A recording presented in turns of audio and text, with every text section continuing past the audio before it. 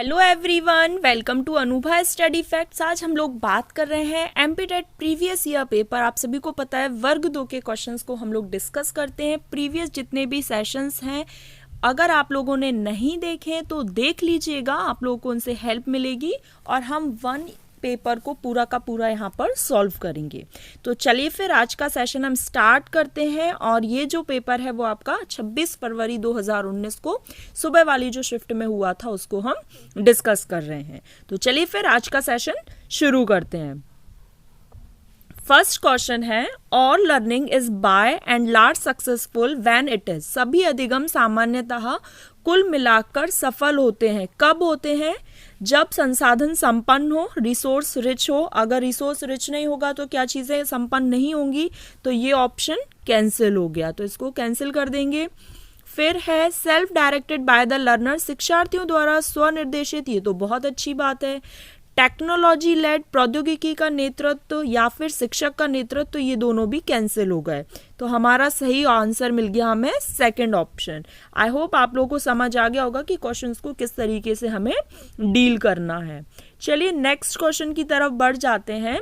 Which of the following is the technique of classroom management where are student displaying negative behaviour is separated from the rest of the class. निम्नलिखित में से कौन सी कक्षा प्रबंधन की तकनीक है जहां नकारात्मक व्यवहार प्रदर्शित करने वाला छात्र शेष कक्षा से अलग हो जाता है? फिर यहाँ त्रुष्टि तकनीक, परिसमाप्ति तकनीक, शारीरिक दंड या फिर समय समाप्त तकनीक। तो टाइम आउट टेक्निक यहाँ पर इसका बिल्कुल सही आंसर हो जाएगा। देखो, जो चीज़ें फैक्चुअल हैं वो आपको बिल्कुल फैक्ट बेस्ड ही अलग से दिख जाएंगी। जैसे ऊपर वाला जो क्वेश्चन था, फर्स्ट क्वेश्चन, वहाँ पर कंसेप्ट यूज हो रहा था कि आप बच्चों को सेल्फ डायरेक्ट करने के लिए स्वनिर्देशित करें या फिर बच्चे खुद से करेंगे, वो चीज़ें अच्छी होंगी। अब चूंकि ये बिल्कुल फैक्ट बेस्ड था।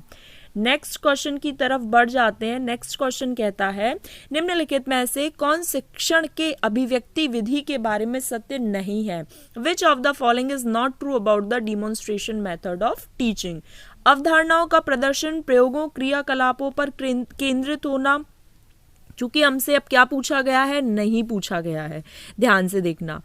फिर है इसका उपयोग बहुसंस्कृत कक्षा के लिए किया जाए, तो ये तो अच्छी बात है। फिर है शिक्षार्थियों को सम्मिलित होने का अवसर मिले, ये भी अच्छी बात है। इस विधि द्वारा सभी विषयों को कवर किया जाए, तो सभी विषयों को कवर नहीं करना है। यहाँ पर ये दिया था अवधारणाओं का प्रदर्शन, प्रयोगों, क्रियाकलापों पर केंद्रित होना, मतलब आप हैंड्स ऑन एक्टिविटीज पर जोर दे रहे हो, प्रयोगों और क्रियाकलापों पर जोर दे रहे हो। चूंकि हमसे नहीं पूछा गया था तो हमारे इस क्वेश्चन का आंसर ऑप्शन नंबर 4 सही हो जाएगा। चलिए नेक्स्ट क्वेश्चन की तरफ बढ़ जाते हैं। नेक्स्ट क्वेश्चन क्या कहता है? आ 20-year-old girl mental as is 12 years. तो IQ का फॉर्मूला आप सबको पता होगा। IQ बराबर क्या होता है? Mental age upon chronological as into 100। ठीक है, अब मेंटल एज क्या दी हुई है? मेंटल एज दी हुई है 12 ईयर्स। क्रोनोलॉजिकल एज होती है डेट ऑफ बर्थ। तो 20 ईयर की वो लड़की है एंड 100 से हम मल्टीप्लाई करेंगे। 25 जा 100, 12 5 जा 60 हमारा आंसर हो जाएगा। तो third option will be the correct answer. I hope आप लोगों को समझ आ गया होगा। फादर ऑफ इंटेलिजेंस टेस्ट कौन कहे जाते हैं? तो इंटेलिजेंस की अगर आपने सेशन नहीं देखा है, जो कि कल अपलोड हो चुका है चैनल पर, तो आप लोग देख लीजिएगा। अल्फ्रेड बिने will be the right answer. Galton, आप लोग लाइव चैट में बताएं गाल्टन किससे रिलेटेड है, और यहाँ पर कैटल के बारे में भी आप लोग बताएं। ठीक है, चलिए नेक्स्ट क्वेश्चन पर बढ़ जाते हैं। GDD is a developmental disability recognised in children who are below 5 years, age 12 to 14, above 5 years और above 18 ईयर्स। तो सबसे पहले यहाँ पर इस चीज को समझ लो कि GDD होता क्या है। GDD global development delay, global development delay इसका फुल फॉर्म है। अब चूंकि आप डिले से ही चीजें समझ लोगे, डिले मतलब जो बच्चा हर चीज़ में देरी करे, मतलब कोई भी एक्टिविटी हो उसमें उसको देर लगती हो, जैसे लैंग्वेज में, सोशल इंटरेक्शन में, कॉग्निशन में, खेलने में, मोटर स्किल्स में। तो a child with GDD typically present with delay in multiple development areas. अब वो डेवलपमेंटल एरियाज कौन कौन से हैं? स्पीच हो सकती है, लैंग्वेज हो सकता है, सोशल इंटरेक्शन होता है, communication, cognition, play, motor skills, कुछ भी हो सकते हैं।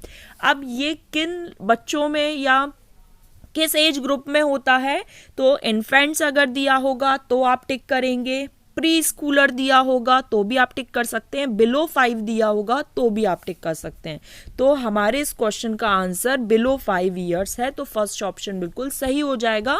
और इसका जो मैंने अभी बोला है, इसका पीडीएफ जो है वो मैं आपको टेलीग्राम पर शेयर कर दूंगी कि जीडीडी क्या है, जीडीडी का फुल फॉर्म, कितने साल के बच्चों में ये प्रॉब्लम देखी जाती है, इस तरीके से। तो आप लोगों को वहाँ पर अगर पढ़ना है और अपने नोट्स में इंक्लूड करना है तो आप उस पीडीएफ के माध्यम से कर सकते हैं। नेक्स्ट क्वेश्चन पर बढ़ जाते हैं। इफ द क्रोनोलॉजिकल एज और मेंटल एज अब दोनों ही 15 है, तो देखो अभी हमने पढ़ा था mental age upon chronological as into 100। अब ये कैंसिल हो गया, 100 रह गया। अब हम सभी को पता है कि 90 से लेके 109 या 110 तक जो आईक्यू होता है वो नॉर्मल इंटेलिजेंस, सामान्य बुद्धि के अंतर्गत आता है।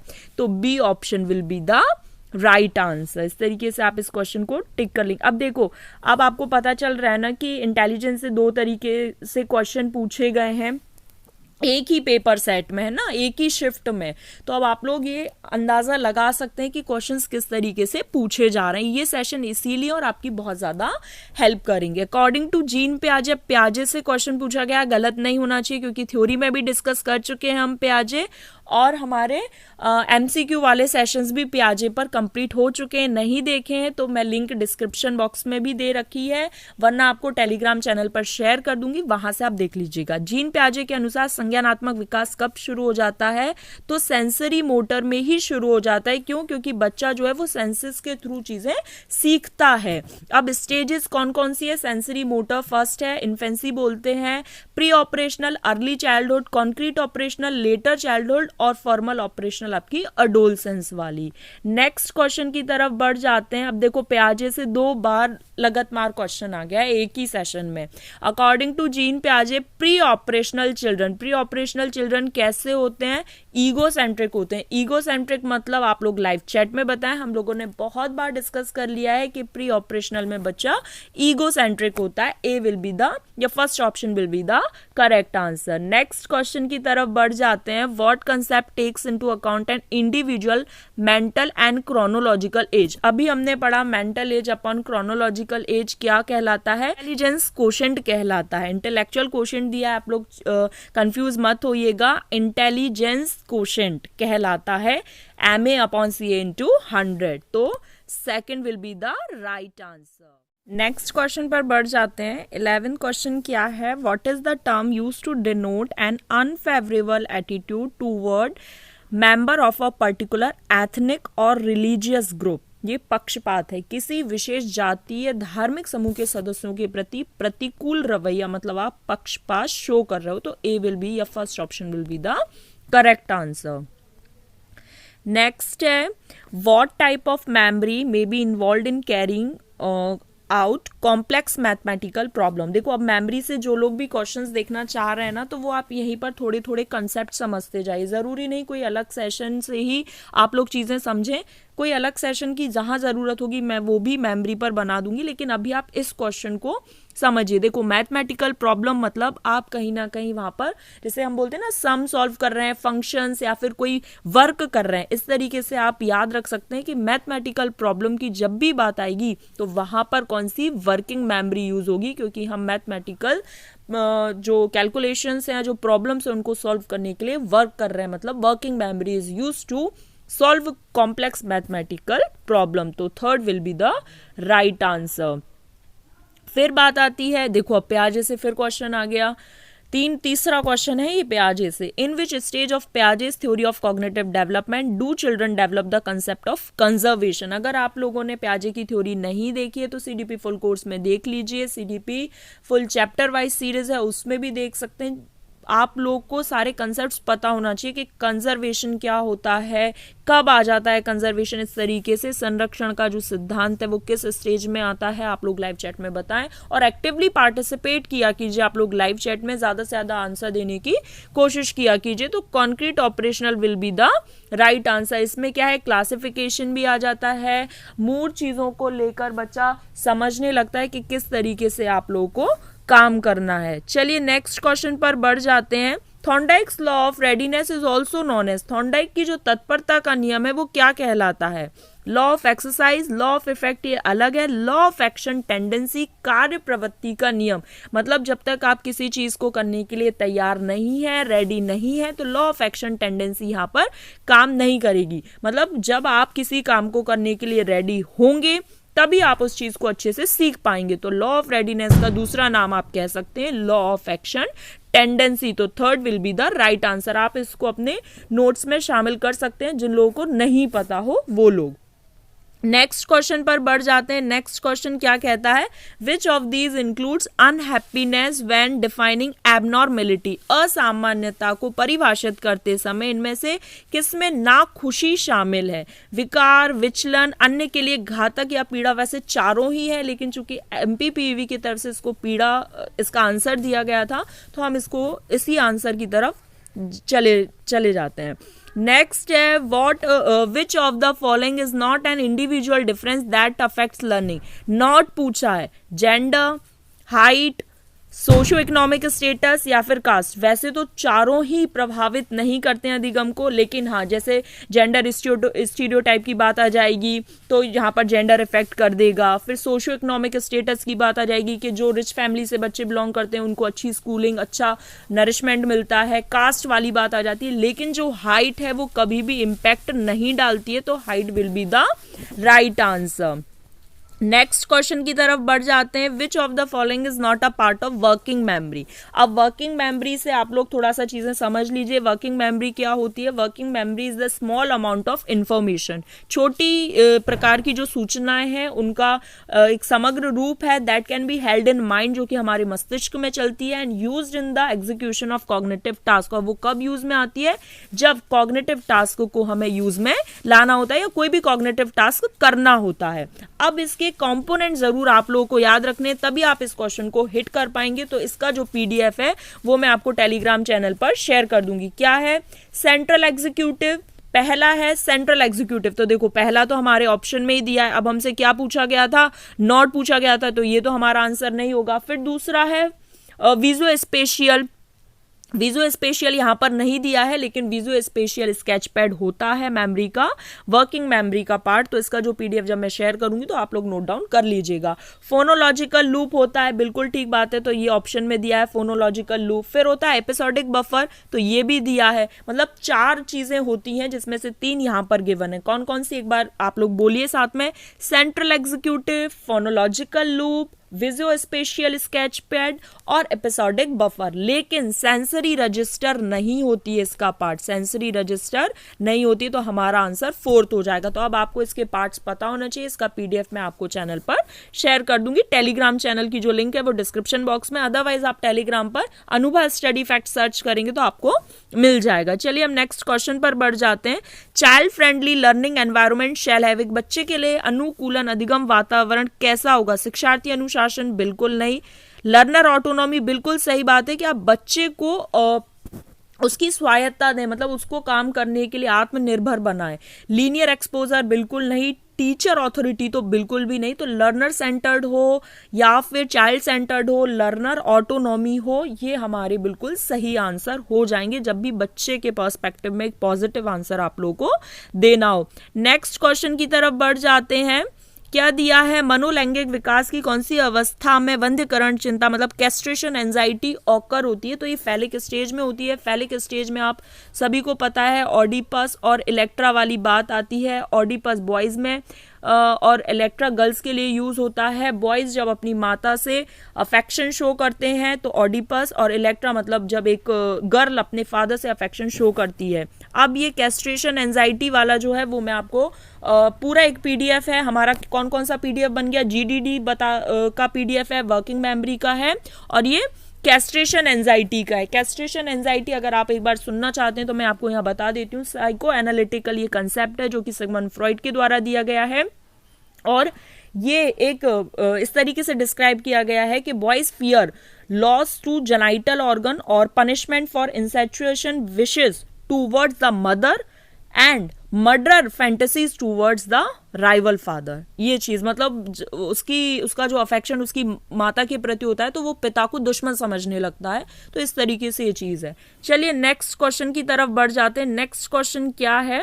Rehearsing for later relationship is called. बाद के रिश्तों के लिए पूर्वाभ्यास कहा जाता है। Developmental socialisation, secondary socialisation, primary socialisation या फिर एंटीसिपेटरी सोशलाइजेशन। तो anticipatory socialisation will be the correct answer. अब एंटीसिपेटरी सोशलाइजेशन क्या होता है इसको थोड़ा सा समझ लीजिए। एक ऐसी प्रक्रिया है जो सामाजिक अंतःक्रिया को सुगम बनाती है, जहां पर सोशल इंटरेक्शन की बात होती है। क्योंकि एंटीसिपेटरी सोशलाइजेशन है, इट्स रिलेटेड टू सोशलाइजेशन, ठीक है।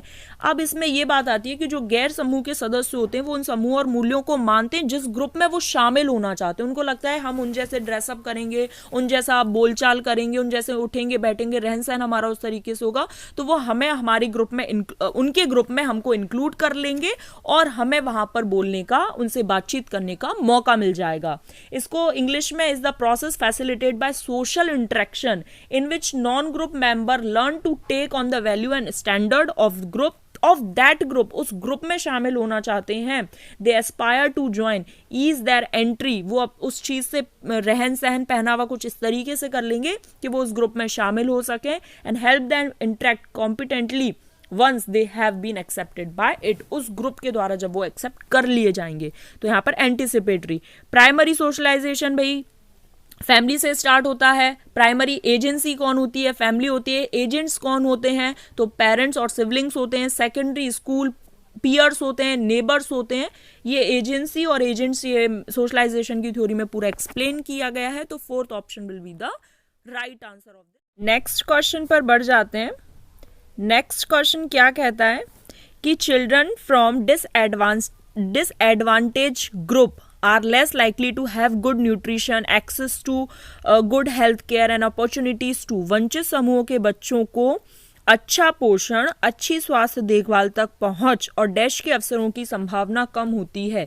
तो सीखने में उनको दिक्कत आ सकती है क्योंकि उनको एनरिचमेंट चीज़ें, एनवायरनमेंट नहीं मिल रहा और उसके बाद गुड हेल्थ नहीं है, अच्छी अपॉर्चुनिटीज़ नहीं है, तो उनको सीखने में प्रॉब्लम आ सकती है। तो second will be the right answer. अब ये क्वेश्चन कैंसिल हो गया, लेकिन यहाँ पर आप केवल इतना समझ लीजिए कि टेबुला रासा किसने कहा है? तो जॉन लॉक ने कहा है। Individual are born without built in mental content, खाली स्लेट टेबुला रासा जिसे कहा जाता है। चलिए नेक्स्ट क्वेश्चन की तरफ बढ़ जाते हैं। ये भी क्वेश्चन कैंसिल हो गया। बेंचमार्क आकलन को ये भी कहते हैं, तो इंटरिम असेसमेंट कहलाता है। अब इसके बारे में हम थोड़ा सा समझ लेते हैं। पता नहीं क्वेश्चन कैंसिल क्यों है, हालांकि सही है इंटरिम असेसमेंट, लेकिन फिर भी अब थोड़ा सा यहाँ समझ लीजिए कि इंटरिम असेसमेंट क्या होता है। फॉर्मेटिव और समेटिव असेसमेंट के बीच का असेसमेंट है। फिक्स्ड असेसमेंट होता है। ये बच्चों को ग्रेड लेवल स्टैंडर्ड के विपरीत जो बच्चे का प्रदर्शन है, जो उसका मूल्यांकन है, वैल्यूएशन है, उस पर जोर देता है। तो फॉर्मेटिव और समेटिव असेसमेंट के बीच होता है, तो इंटरिम असेसमेंट इसको बोलते हैं। Third will be the right answer. ये भी क्वेश्चन आपका कैंसिल हो गया है। हालांकि जो भी क्वेश्चन कैंसिल होते हैं ये तो उनके बोनस मार्क्स मिलते ही हैं, पर फिर भी हम यहाँ पर चीज़ें समझ लेते हैं। पांच मॉडल में व्यक्तित्व प्रकार के आधार पर तो ये पर्सनैलिटी ट्रेट्स होते हैं। कौन कौन से? Extraversion, neuroticism, openness to experience, मतलब एक्सपीरियंस करने के लिए खुला हो, एग्रीएबलनेस, चीज़ें एग्री कर रही हो, और कॉन्साइटनेस। ये मैं आपको इसका पीडीएफ भी शेयर कर दूंगी। तो personality trait will be the right answer. अब यहाँ पर एरिक एरिक्सन से भी क्वेश्चन कैंसिल कर दिया गया है क्योंकि यहाँ पर ड्यूरिंग अडोलसेंस और फिर यंग एडल्टहुड पूछा गया है, मतलब 2 ब्लैंक आने चाहिए थे। अडोलसेंस में आइडेंटिटी वर्सेस रोल कंफ्यूजन रहता है और एडल्टहुड में इंटीमेसी वर्सेस आइसोलेशन रहता है। तो वैसे तो बी ऑप्शन बिल्कुल ठीक हो जाएगा, लेकिन चूंकि यहाँ पे 2 ब्लैंक नहीं थे इस वजह से इस क्वेश्चन को कैंसिल कर दिया गया। सबसे पहले क्या आता है? इन्फेंसी में ट्रस्ट वर्सेस मिसट्रस्ट। याद रखना, एज इट इज आपसे एमपीरेट में पूछा गया है। अर्ली चाइल्डहुड में autonomy versus shame and doubt मतलब बच्चा यहाँ पर उसको अग्रसर रहता है हर काम को करने में, अगर उसको वो काम नहीं किया गया तो वो शर्म और संदेह की भावना विकसित हो जाएगी। इन्फेंसी में वो चूंकि पूरी तरीके से डिपेंडेंसी रहती है, मतलब दूसरों पर डिपेंड रहता है, तो अगर वो सारी चीज़ें उसको मिलती गई, जैसे फीडिंग टाइम पे हो गई, ये सब चीज़ हो गई, तो ट्रस्ट बिल्डअप हो जाता है। और अगर ये सब चीज़ें नहीं मिली तो मिसट्रस्ट बिल्डअप हो जाता है। प्री स्कूल में इनिशिएटिव, अब बच्चा चीज़ों में इनिशिएट करना स्टार्ट कर देता है, जैसे खुद से ड्रेस सेलेक्ट करेगा, जो भी वो कपड़े पहनना चाहता है, जो शूज़ वो पहनना चाहता है, तो इनिशिएट करता है हर चीज़ में। आपने देखा होगा अगर एक ग्लास पानी आप लेके आ रहे हो तो बच्चा बोलेगा लाओ लाओ मैं ले जाता हूँ, तो इस तरीके से इनिशिएट कर रहा है। अगर आपने उस बच्चे को इनिशिएट करने दिया तो ठीक है, वरना उसमें गिल्ट आ जाएगा कि अरे यार ये काम तो मुझसे होगा ही नहीं, ये काम मैं कर ही नहीं सकता। तो प्री स्कूल की एज है। स्कूल एज होती है इंडस्ट्री वर्सेज इंफीरियरिटी, ये एमपीटेट में हमारे प्रीवियस ईयर पेपर में पूछा गया, मैंने डिस्कस भी करा था। स्कूल एज जो होती है वो होती है इंडस्ट्री, मतलब यहाँ पर बच्चा मेहनती होता है। लेटर चाइल्डहुड आप इसको बोल सकते हैं। अडोलसेंस में जो अभी हम पढ़ रहे थे आइडेंटिटी वर्सेस रोल कंफ्यूजन, मतलब यहाँ पर बच्चा अपनी पहचान बनाने में लगता है, पहचान बना लेता है तो ठीक बात है, वरना वो रोल कंफ्यूजन में ही घुमा फिरा रहता है। एडल्टहुड में इंटीमेसीज वर्सेस आइसोलेशन, यहाँ पे अच्छे हेल्दी रिलेशनशिप बिल्ड हो जाते हैं तो ठीक बात है, वरना बच्चा जो व्यक्ति होता है वयस्क जो होता है वो अलग थलग आइसोलेट सेग्रीगेट हो जाता है। मिडिल एडल्टहुड में जनरेटिविटी वर्सेस स्टैग्नेशन, ये काम करने वाली एज होती है। आपने जो कुछ आप काम कर रहे हो, चूंकि आप अपना जो अपकमिंग फ्यूचर है उसको सिक्योर करना चाहते हो, तो आप जनरेटिविटी मतलब काम कर रहे हो, और नहीं तो आप रुके से महसूस करते हो। फिर मैच्योरिटी, मतलब यहाँ पर आपका ये बिल्कुल लास्ट वाला पीरियड रहता है, ईगो इंटीग्रिटी वर्सेस डिस्पेयर। अब आप अपने पीछे के जीवन को 60-70 वर्ष के टाइम पे आप अपने पूरे पीछे के जीवन में झांकते हो या उसका आकलन करते हो, तो जब आपको चीज़ें आपके हाथ में होती हैं, कंट्रोल में होती हैं कि हाँ आपने अच्छा अचीव कर लिया तो ठीक है, लेकिन अगर आप वो चीज़ नहीं कर पाए तो डिस्पेयर निराशा हाथ लगती है।